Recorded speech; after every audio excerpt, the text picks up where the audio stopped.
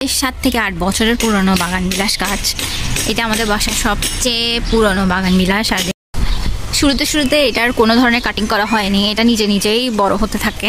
আর যখন একটু বড় হয়ে যায়, যেহেতু এটা মাটিতে রোপণ করা হয়েছে, তাই এটা কিন্তু মানে হচ্ছে যে বাড়তে দেওয়া হয়েছে এটাকে। কিন্তু হ্যাঁ, যখন এটা একটু বাড়া শুরু করছে তখন সামনের দিকটা অলওয়েজ কাটিং করে দিত এই পোর্শনটা। এই জন্য সবসময় দেখা যায় যে ফুলও এই পোর্শনে বেশি ধরে।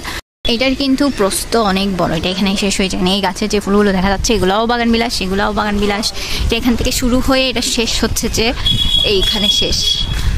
তাহলে দেখতেছেন এটা কত বড় হয়েছে মাশাআল্লাহ।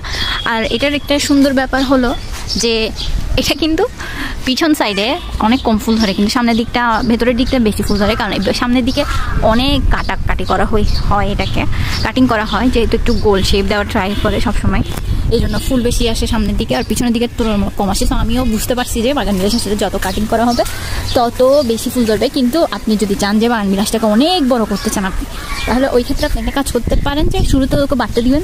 এক সময় আপনি যদি মাটিতে রুকে থাকেন, তাহলে একসময় যখন বড় হয়ে যাবে তখন আপনি সুন্দরভাবে সেটাকে কাটিং করবেন, মানে হচ্ছে যে কাটিং করে আপনার মতো শেপ দিবেন। তো দেখা যাবে যে পরে আস্তে আস্তে বাগান বিলাসটা বাড়তে শুরু করছে আর সুন্দর করে বাড়তে থাকবে। এটা কত সুন্দর লাগে, ভেতর থেকেও সুন্দর লাগে। আর এখানে সবসময় বাগান বিলাসের পাপড়িগুলো পড়ে থাকে। বাগান বিলাস রোপণ করে ওদের ক্ষেত্রে আবার একটু ডিফারেন্ট, যেহেতু ওখানে শেকড় গজানোর স্কোপ কম থাকে, তাই ওরা একটু মানে শর্ট রাখে বাগান বিলাসটাকে, যেটা স্বাভাবিক জিনিস। কিন্তু আপনি মাটিতে রোপণ করলে আপনি চাইলে কিন্তু এতটুকু প্লেসে, এই যে এখানে এতটুকুই প্লেস, এরকম প্লেসের মধ্যে আপনি বড় করে বাগান বিলাস রোপণ করতে পারবেন। আর দেখতেও খুবই খুবই খুবই খুবই সুন্দর লাগে।